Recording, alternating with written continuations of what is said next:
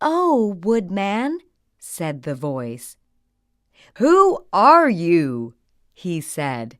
"I can't see you." "No, because I am a woodland fairy. If you will not hurt me, then I will give you and your wife 3 wishes." The woodman agreed to leave the tree standing.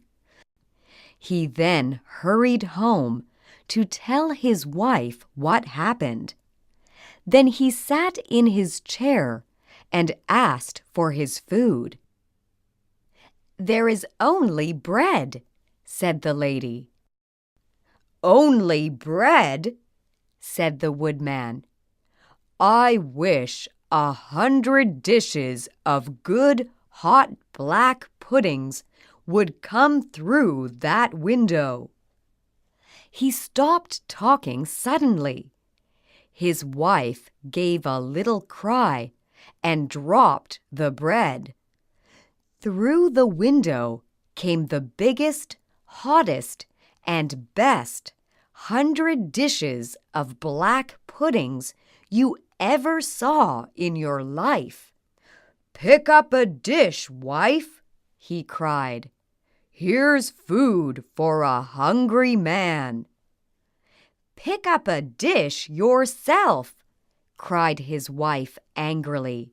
"One of our 3 wishes is gone, and we have only 100 black puddings to show for it.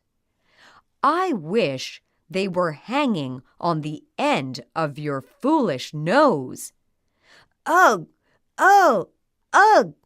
shouted the woodman, jumping halfway across the kitchen. "What's this? What's this?"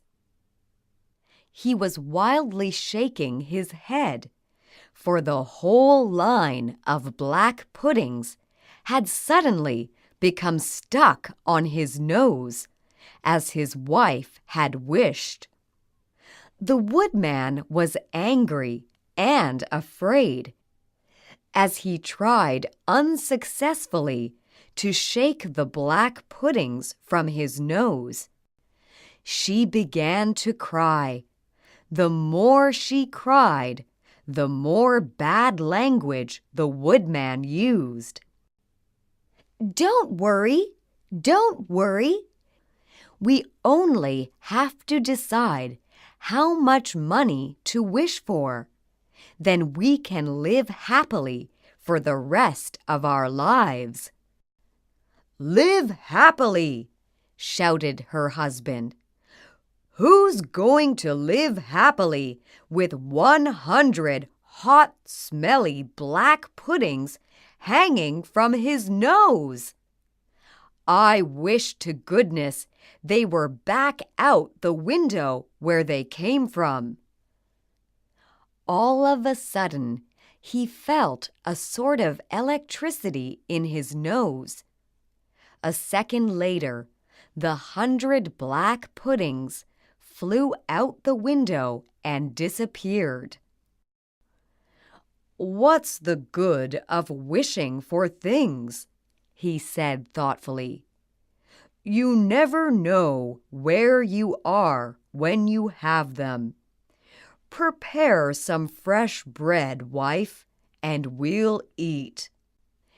And that was the end of the 3 wishes given to the woodman and his wife by the fairy who lived in the tree.